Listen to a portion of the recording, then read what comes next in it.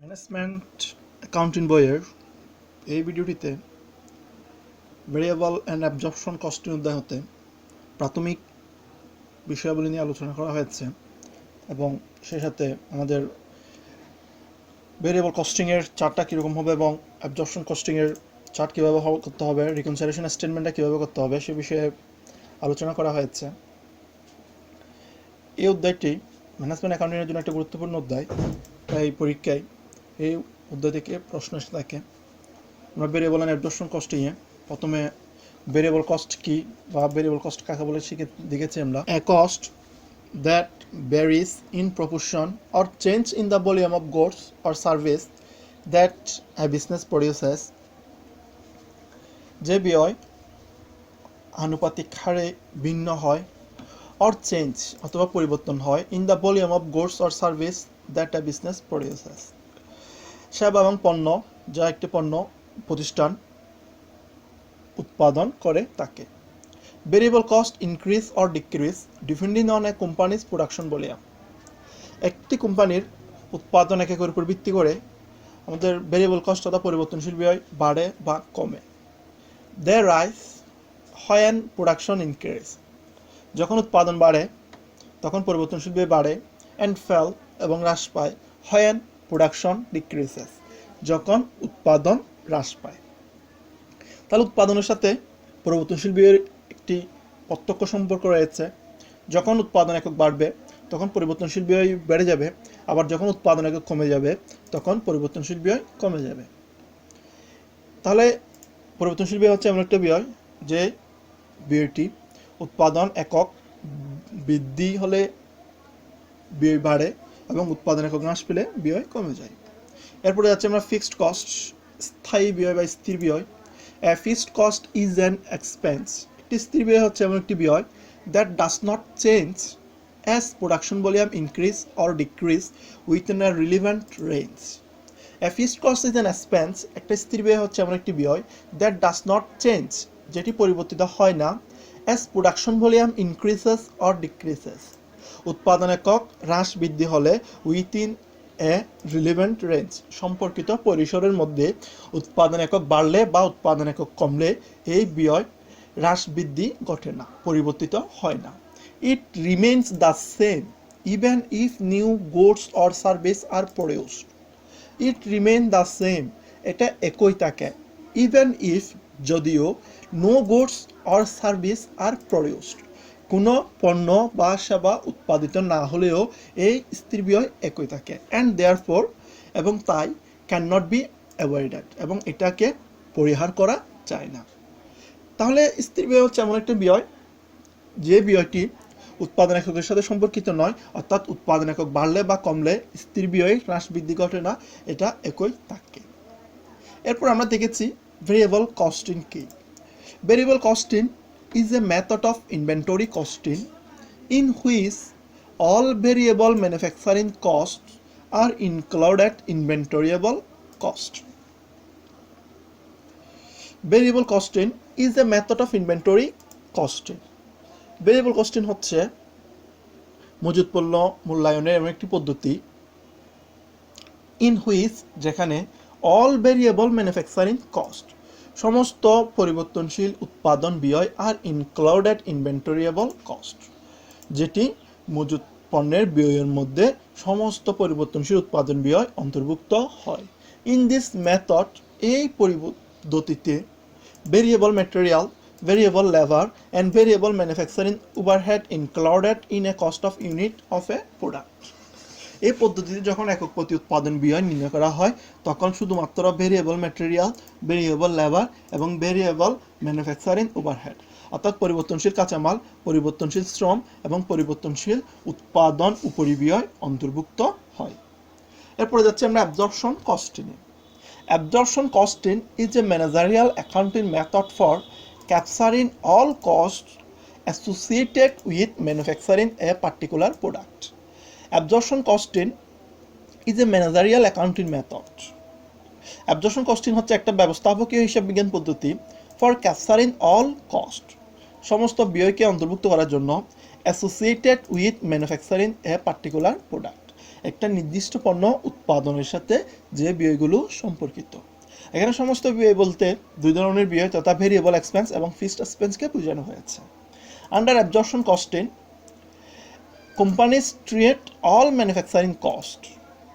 এই কস্টিংয়ের অধীনে একটি কোম্পানি সমস্ত উৎপাদন ব্যয়কে হিসাবে ধরে, including both fixed and variable manufacturing cost. এখানে স্থির এবং পরিবর্তনশীল উভয় উৎপাদন ব্যয় হিসাবে আনা হয়। তাহলে এই সংজ্ঞা থেকে আমরা ভেরিয়েবল কস্টিং এবং অ্যাবজর্পশন কস্টিংয়ের মধ্যে যে পার্থক্যটা দেখতে পাচ্ছি সেটা হচ্ছে, ভেরিয়েবল কস্টিংয়ে যখন ইউনিটস অফ প্রোডাক্ট বা cost of unit of product বের করা হবে, তখন শুধুমাত্র ভেরিয়েবল ম্যানুফ্যাকচারিং কস্টগুলো আসবে, variable material, variable labour, variable manufacturing overhead, অর্থাৎ এই কস্টগুলো আসবে। আর যখন অ্যাবজর্পশন কস্টিংয়ে হিসাব করা হবে, তখন সমস্ত ব্যয়, উভয় ব্যয় অর্থাৎ both fixed and variable manufacturing cost অন্তর্ভুক্ত করতে হবে। অর্থাৎ স্থির ব্যয়, পরিবর্তনশীল ব্যয় দুই ধরনের ব্যয়ই অন্তর্ভুক্ত করতে হবে। এরপর আমরা ভেরিয়েবল কস্টিংয়ের চার্টটা কীরকম হবে, অর্থাৎ ভেরিয়েবল কস্টিং আমাদের নেট ইনকাম বের করতে গেলে ইনকাম স্টেটমেন্টের চার্টটা কীরকম হবে দেখেছি। আমরা জাস্ট একটা একটা কোম্পানি ধরে দিলাম, এবিসিডি কোম্পানি, একটা নাম দিলাম, প্রতিষ্ঠানের অঙ্কের মধ্যে যে কোম্পানির নাম থাকবে আমরা সেই কোম্পানির নামে ব্যবহার করব। Income statement under variable costing, variable costing under income statement করেছি ফর দ্য এন্ডেড ডিসেম্বর 31, 2000। ইয়ারের প্রশ্নে যত সাল উল্লেখিত থাকবে তাই উল্লেখ করব। পার্টিকুলার দিয়েছি টাকা, টাকা দিয়েছি। এই চ্যাপ্টারের মূল হচ্ছে ভেরিয়েবল কস্টিংয়ের চার্টটা, অ্যাবজর্পশন কস্টিংয়ের চার্টটা, রিকনসাইলেশন স্টেটমেন্টের চার্টটা এবং ভেরিয়েবল কস্টিং এবং অ্যাবজর্পশন কস্টিংয়ে কস্ট পার ইউনিট বের করার চার্টটা। এই চার্টগুলো যদি আমরা ভালো করে আয়ত্ত করতে পারি, পরীক্ষায় যে কোনো অঙ্ক দেওয়া হোক না কেন এই অধ্যায় হতে সহজে আমরা উত্তর করতে পারবো। আমরা প্রথমে চার্টটা দেখেছি ভেরিয়েবল কস্টিংয়ের জন্য। ভেরিয়েবল কস্টিংয়ের চার্টটা আমরা প্রথমে সেলস রেভিনিউ দিয়ে শুরু করেছি এবং সেলস রেভিনিউয়ের টাকাটা বসিয়েছি দ্বিতীয় কলামে। এরপরে সেটা থেকে লিখেছি less variable cost of goods sold. এখানে ভেরিয়েবল শব্দটি অবশ্যই উল্লেখ করতে হবে। লেস বলে লিখেছি variable cost of goods sold, তার আন্ডারে আমরা প্রথমে লিখেছি বিগিনিং ইনভেন্টরি। বিগিনিং ইনভেন্টরি আমরা লিখব প্রথম কলামে। যদি বিগিনিং ইনভেন্টরি টাকা দেওয়া থাকে ওই টাকাটাই লিখব, আর যদি বিগিনিং ইনভেন্টরি টাকা দেওয়া না থাকে তখন বিগিনিং ইনভেন্টরির একক দেওয়া থাকবে। তখন আমরা ওয়ার্কিংসে ভেরিয়েবল কস্টিংয়ের জন্য যে কস্ট পার ইউনিটটা বের করব, তখন ভেরিয়েবল ইনভেন্টরির একককে ওই ইউনিট দ্বারা গুণ করলে বিগিনিং ইনভেন্টরি টাকা চলে আসবে। অর্থাৎ বিগিনিং ইনভেন্টরির একককে ভেরিয়েবল কস্টিংয়ের কস্ট পার ইউনিট দ্বারা গুণ করলে বিগিনিং ইনভেন্টরির টাকা চলে আসবে। সেটার সাথে যোগ করব variable cost of goods manufactured. এটাও একইভাবে করব, টাকা দেওয়া থাকলে টাকা লিখব, টোটাল টাকা যদি দেওয়া না থাকে যত একক পণ্য উৎপাদিত হবে ওই একককে ভেরিয়েবল কস্টিংয়ের কস্ট পার ইউনিট দ্বারা গুণ করে টাকাটা বসাবো। টাকা যোগ করে নিচে নামালাম, যে টাকাটা নিচে নামলো সেটার নাম হচ্ছে variable cost of goods available for sales. সেটা থেকে এন্ডিং ইনভেন্টরি বিয়োগ করতে হবে। এন্ডিং ইনভেন্টরি বিয়োগ করার পরে যে টাকাটা আসবে সেটা হচ্ছে variable cost of goods sold of standard. যদি প্রশ্নের মধ্যে কোনো তত্ত্বের মধ্য থেকে যদি আমরা কোনো ভেরিয়েবল ভেরিয়েন্স, ফেভারেবল বা আনফেভারেবল এই ধরনের কোনো ভেরিয়েন্স পাই, তখন এই টাকাটার নাম হবে variable cost of goods sold of standard. যদি ফেভারেবল বা আনফেভারেবল ভেরিয়েন্স না থাকে তখন ওই টাকাটার নাম হবে variable cost of goods. Favourable এবং আনফেভারেবল ভেরিয়েন্স আছে কি না সেটা বোঝার যে উপায়টা আছে সেটা হচ্ছে, যদি ভেরিয়েবল খরচগুলোর মোট টাকা দেওয়া থাকে এবং সে সাথে স্ট্যান্ডার্ড খরচ দেওয়া থাকে, তাহলে দুইটার মধ্যে যদি পার্থক্য পরিলক্ষিত হয় তখন সেখানে ফেভারেবল বা আনফেভারেবল ভেরিয়েন্স হবে। ফেভারেবল আনফেভারেবল ভেরিয়েন্স তখনই হবে যখন দুইটি টাকার মধ্যে আমরা পার্থক্যটা খুঁজে পাবো, অর্থাৎ স্ট্যান্ডার্ড কস্ট এবং অ্যাকচুয়াল ভেরিয়েবল কস্টের মধ্যে পার্থক্য থাকবে। যখন ভেরিয়েবল কস্ট স্ট্যান্ডার্ড কস্টের চেয়ে কম হবে তখন সেটা হবে আমাদের জন্য ফেভারেবল। যখন ভেরিয়েবল কস্ট স্ট্যান্ডার্ড কস্টের চেয়ে কম হবে তখন সেটা হবে আমাদের জন্য ফেভারেবল, এবং ফেভারেবল হলে আমাদের এই টাকাটা এখানে নেগেটিভ ফিগারে লিখতে হবে। আবার যখন ভেরিয়েবল কস্ট অর্থাৎ actual variable cost actual standard variable কস্টের চেয়ে বেশি হবে তখন সেটা হবে আমাদের জন্য আনফেভারেবল ভেরিয়েন্স। আনফেভারেবল ভেরিয়েন্স হলে যোগ করতে হবে, তাই আমরা সেটা এখানে প্লাস মাইনাস দিয়ে লিখেছি। অর্থাৎ সেটা যখন ফেভারেবল হবে তখন সেটা আমাদেরকে বিয়োগ করতে হবে, আবার যখন আনফেভারেবল হবে তখন যোগ করতে হবে।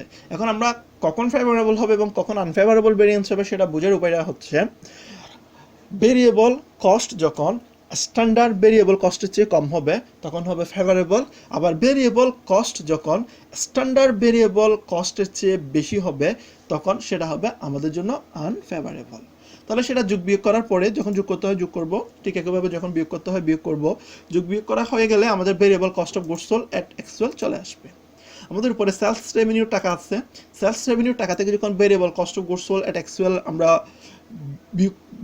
বিয়োগ করব তখন গ্রস কন্ট্রিবিউশন মার্জিন আসবে। সেটা থেকে আমরা লেস দিয়েছি ভেরিয়েবল কমার্শিয়াল এক্সপেন্স, পরিবর্তনশীল যে বাণিজ্যিক খরচগুলো থাকবে সেগুলো বিয়োগ দিতে হবে।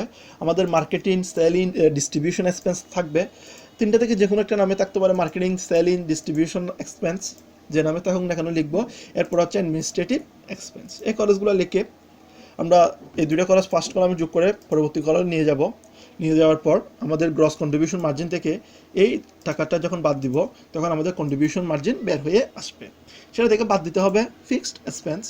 আমাদের ফিক্সড এক্সপেন্সের মধ্যে ফিক্সড ফ্যাক্টরি ওভারহেড থাকবে, এরপরে ফিক্সড মার্কেটিং বা ফিক্সড সেলিং, ফিক্সড ডিস্ট্রিবিউশন বা ফিক্সড অ্যাডমিনিস্ট্রেটিভ এক্সপেন্স থাকবে। এই দুইটা খরচ আমরা যোগ করে পরবর্তী করে নিয়ে যাব। কন্ট্রিবিউশন মার্জিন থেকে টোটাল ফিক্সড কস্টের যোগফল যখন আমরা বিয়োগ করব তখন আসবে নেট ইনকাম বিফোর ট্যাক্স। যদি ইনকাম ট্যাক্সের হার উল্লিখিত থাকে তখন সেটার নাম হবে নেট ইনকাম বিফোর ট্যাক্স, আর যদি ইনকাম ট্যাক্সের হার উল্লিখিত না থাকে তখন সেটা আমাদের জন্য সরাসরি নেট ইনকাম হয়ে যাবে। তাহলে ইনকাম ট্যাক্সের হার যদি উল্লিখিত থাকে লেস ইনকাম ট্যাক্স বলে ইনকাম ট্যাক্সগুলো বিয়োগ করব, বিয়োগ করার পর যেটা আসবে সেটা হচ্ছে আমাদের জন্য নেট ইনকাম আফটার ট্যাক্স। তাহলে এটা হচ্ছে আমাদের জন্য ভেরিয়েবল কস্টিংয়ের ইনকাম স্টেটমেন্টের চার্ট। এরপর আমরা অ্যাবজর্পশন কস্টিংয়ের চার্টটা দেখেছি। ABCD company income statement under absorption costing for the year ended December 31, 2000 যা তাকে পোস্টে উল্লেখ করব। আমরা এখানে সেলস রেভিনিউ দিয়ে শুরু করতেছি, সেলসটা দ্বিতীয় কলামে লিখব। এরপর এখানে আর variable cost of goods sold লেখার দরকার নাই, আমরা যেহেতু ভেরিয়েবল কস্টিং করেছিলাম তখন variable cost of goods sold লিখেছিলাম। এখন অ্যাবজর্পশন কস্টিং করতেছি তাই শুধুমাত্র কস্ট অফ গুডস সোল্ড লিখব। এরপর লিখব বিগিনিং ইনভেন্টরি, টাকা প্রথম কলামে বসাবো। সে সাথে কস্ট অফ গুডস ম্যানুফ্যাকচার্ড যোগ করব, যোগ করে নিচে নামাতে হবে। নিচে নামিয়ে যে টাকাটা আসবে সেটা হচ্ছে cost of goods available for sales. সেটা থেকে এন্ডিং ইনভেন্টরি বিয়োগ করব। এন্ডিং ইনভেন্টরি বিয়োগ করলে আমাদের cost of goods sold of standard চলে আসবে। এটার সাথে আমাদের ফেভারেবল বা আনফেভারেবল ভেরিয়েন্স থাকলে প্লাস মাইনাস করতে হবে।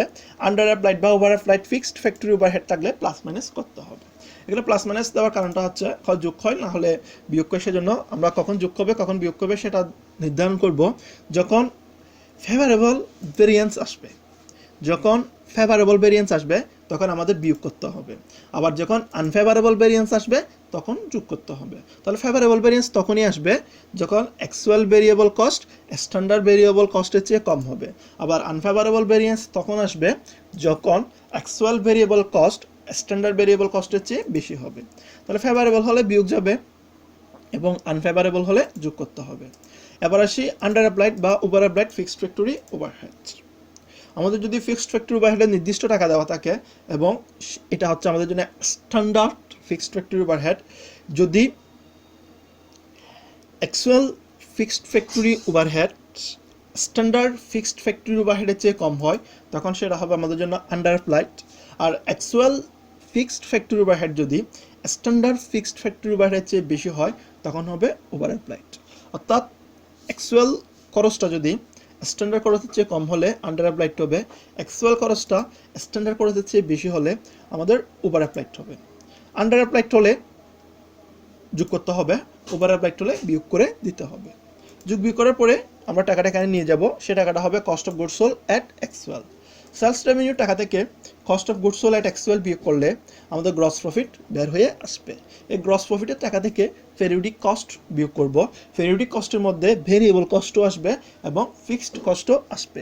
আমরা লিখেছি ভেরিয়েবল মার্কেটিং থাকতে পারে, ভেরিয়েবল সেলিং থাকতে পারে, ভেরিয়েবল ডিস্ট্রিবিউশন থাকতে পারে, ভেরিয়েবল অ্যাডমিনিস্ট্রেটিভ এক্সপেন্স থাকতে পারে। প্রথম কলামে লিখব। এরপরে ফিক্সড মার্কেটিংও থাকতে পারে, ফিক্সড সেলিংও থাকতে পারে, ফিক্সড ডিস্ট্রিবিউশনও থাকতে পারে এবং ফিক্সড অ্যাডমিনিস্ট্রেটিভ এক্সপেন্সও থাকতে পারে।